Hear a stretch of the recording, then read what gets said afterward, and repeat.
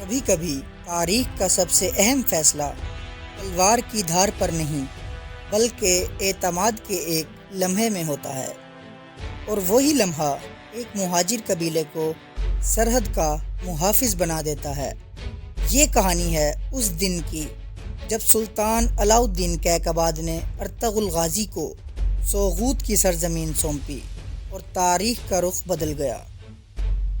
اگر آپ اسلامی تاریخ کی اصل حقیقت اور مستندات کو جاننا چاہتے ہیں تو ہمارے چینل کو ضرور سبسکرائب کریں، کیونکہ یہ سفر ابھی شروع ہوا ہے۔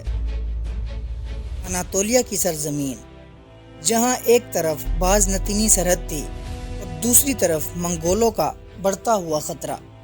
سلجوق سلطنت کمزور ضرور ہو رہی تھی، مگر ابھی بھی سلطان علاء الدین کیقباد کی شخصیت ریاست کی آخری مضبوط دیوار تھی۔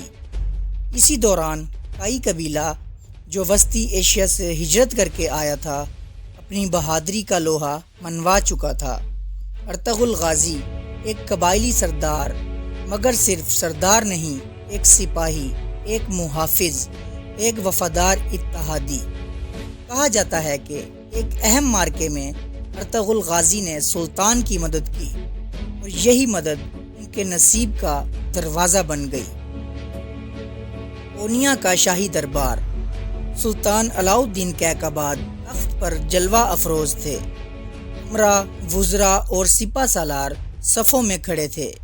اسی دربار میں سادہ لباس میں ارطغرل غازی داخل ہوئے۔ نہ سونے کا تاج، نہ شاہی لباس، مگر آنکھوں میں عزم کی چمک۔ سلطان نے انہیں غور سے دیکھا اور کہا جاتا ہے کہ انہوں نے صرف ایک مہاجر نہیں دیکھا بلکہ سرحد کا محافظ دیکھا۔ سلطان نے ارطغرل غازی کو سوغوت کی سرزمین عطا کی۔ سوغوت ایک چھوٹا سا سرحدی علاقہ مگر بے حد اہم۔ یہ بازنطینی سلطنت کی سرحد کے قریب تھا، یعنی ہر وقت حملے کا خطرہ۔ یہ کوئی آرام دہ انعام نہیں تھا، یہ ایک ذمہ داری تھی، ایک امتحان تھا۔ سوغوت میں زندگی آسان نہیں تھی، ہر دن خطرہ، ہر رات پہرا۔ ارطغرل غازی نے اپنے قبیلے کو صرف آباد نہیں کیا بلکہ منظم کیا۔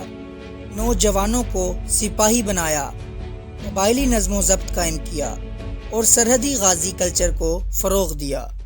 یہ وقت تھا جب غازی ہونا صرف لقب نہیں بلکہ مشن تھا۔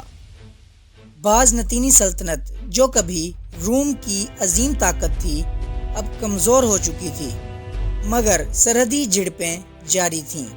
چھوٹے چھوٹے قلعے، اچانک حملے، زمین پر قبضے کی کوششیں۔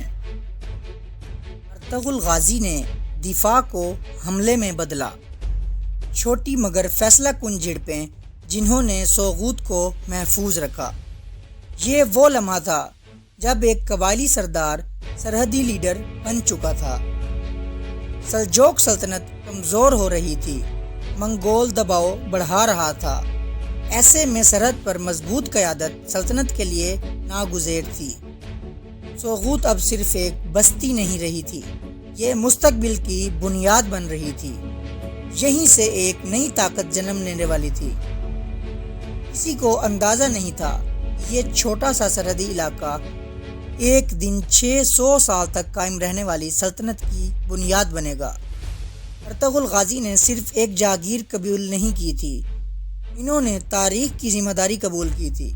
سوغوت کی مٹی میں صرف خیمے نہیں لگے تھے بلکہ ایک خواب بویا گیا تھا۔